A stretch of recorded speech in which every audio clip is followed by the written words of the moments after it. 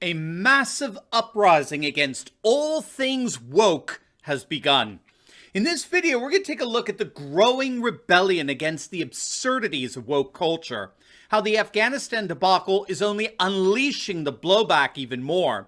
And stick with me to the very end of this video, where we'll see how even Democrat operatives and strategists are panicking that wokeness is indeed going to destroy the left. You are not going to want to miss this. Greetings, everyone, patriots all across the globe. Dr. Steve with you. Great to be with you. As always, I am your daily fake news antidote.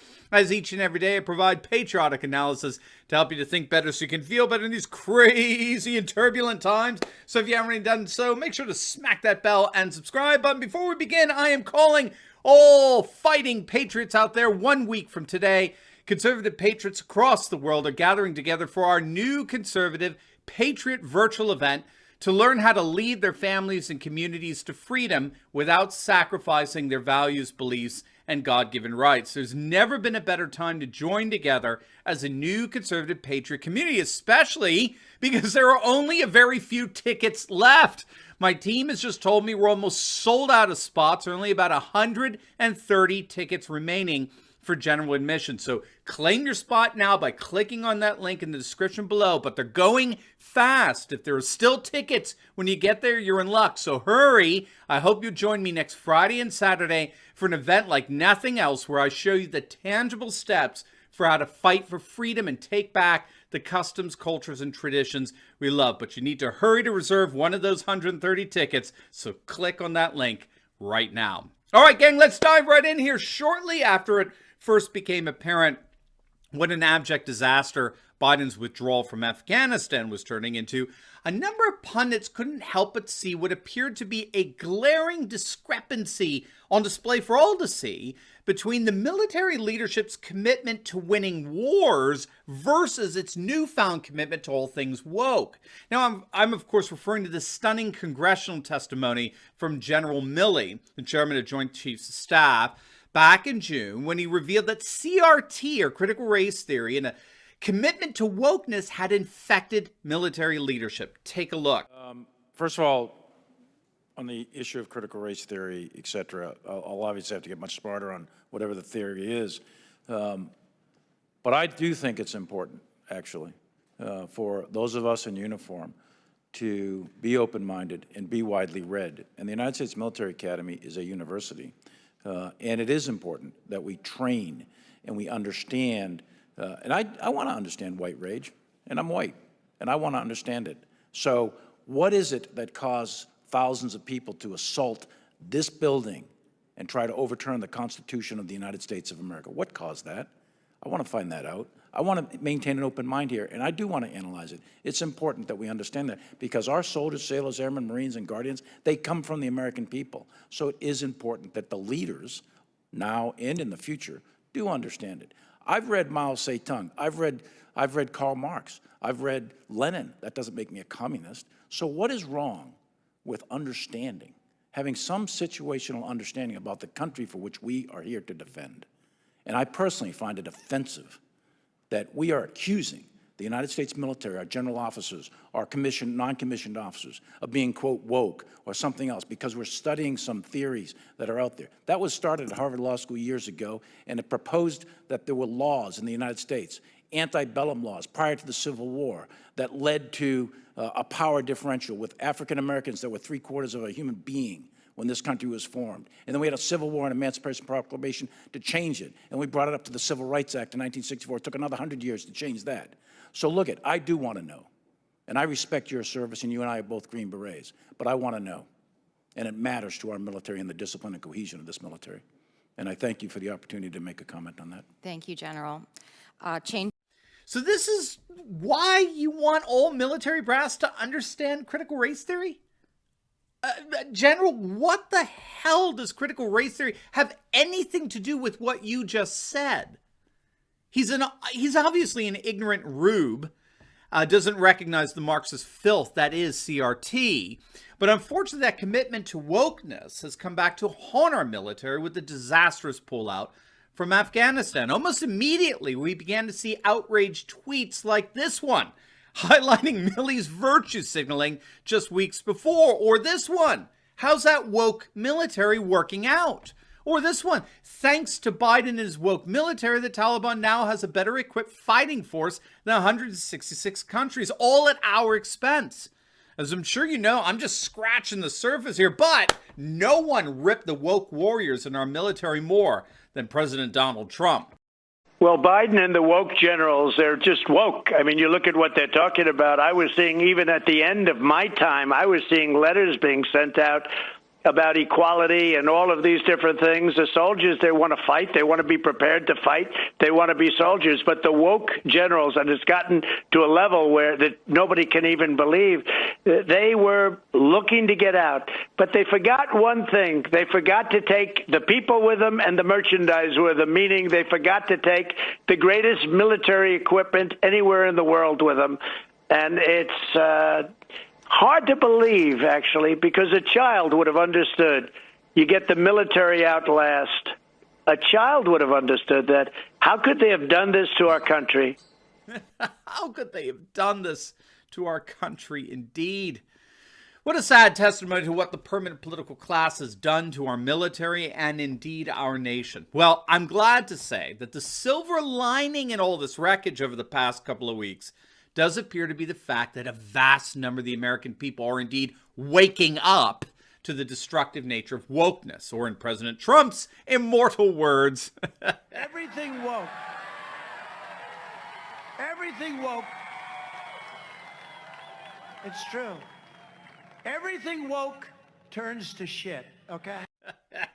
Truer words have never been spoken. And it appears that that is precisely the sentiment of the vast majority of the American people. More and more pundits are recognizing that we are indeed seeing nothing less than a massive backlash against woke culture going on throughout the nation. Now, in many respects, this backlash preceded the latest horrific disaster going on in Kabul, for sure, but the rebellion against wokeness is clearly growing. Look at this from CNN. This is from back in June. Even Democrat pollsters and strategists are admitting that the single greatest threat to the Democrat majority on Capitol Hill is, well, themselves. They've met the enemy, and the enemy's from within.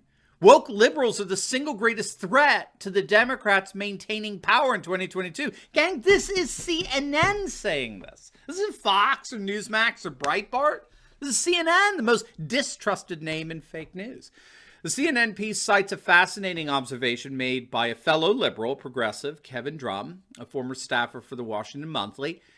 Take a look at what he had to say. Quote, despite endless hopeful invocations of, but polls show that people like our positions, the truth is that the Democratic Party has been pulled far enough left that even lots of non-crazy people find it's just plain scary, something that Fox News takes vigorous advantage of.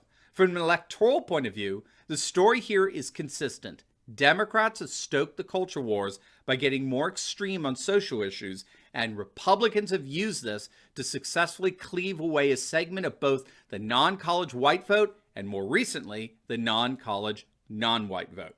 And of course, at least in part, he's referring there to the fact that back in 2016, nearly 200 counties in states like Wisconsin, Iowa, Michigan, Pennsylvania, that had voted previously for every single Democrat presidential candidate in every presidential election since 1984, suddenly swung over and voted for Trump, sometimes by 20 points.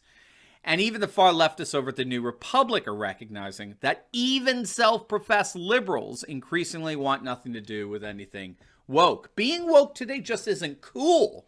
Okay? It's more and more seen as cringeworthy, virtue signaling. It provokes more embarrassed wincing than support or allegiance. So it's no wonder then we're seeing this backlash begin to have significant political ramifications, such as in the case of school boards across the nation backing down over implementing critical race theory in school classrooms, a clear surrender to the massive backlash from patriot parents in virtually every state and county in the nation. CRT is getting destroyed in the public schools, and for those school boards refusing to back down over this nonsense, these same patriot parents are launching an unprecedented number of school board recalls, most especially, if you can believe it, in the ultra blue state of California. According to a report by Axios, at least 51 local recall efforts have been initiated throughout the country to oust pro-CRT school boards, which are targeting at least 130 elected members to those boards. According to Ballotpedia, those 51 recall efforts are actually double the annual average of recalls. And we're just past the halfway mark throughout the year. And we're already double that. So by year's end, we could be seeing at least a 200% increase in recall efforts throughout the country. And yet, what's so fascinating in all of this is a strange irony that the more people push back against all this bizarre wokeness, the more our privileged political class seems to embrace it. And this was shown in a very good piece written by LA cultural critic Michael McCaffrey in his analysis of the epidemic of wokeness on British television sitcoms and programs. McCaffrey points to a recent study that found a dramatic discrepancy between how consumers feel about wokeness and how TV executives feel about it. And the results were stunning. The survey found that 62% of British TV viewers believe political correctness on TV has gone too far, but only 19% of TV industry professionals agreed. It also revealed that 40% of viewers were proud of the UK, as opposed to 20% of TV professionals. And on the flip side, the survey found that only 23% of British viewers were ashamed of the British Empire, but an astonishing 63% of TV insiders claimed they were ashamed of the UK. Absolutely stunning. Obviously, TV professionals live in an alternate universe to audience members, and this alternate universe underscores the growing divide between the people and the permanent political class, which is good news for us. Because obviously this divide simply can't go on existing in perpetuity.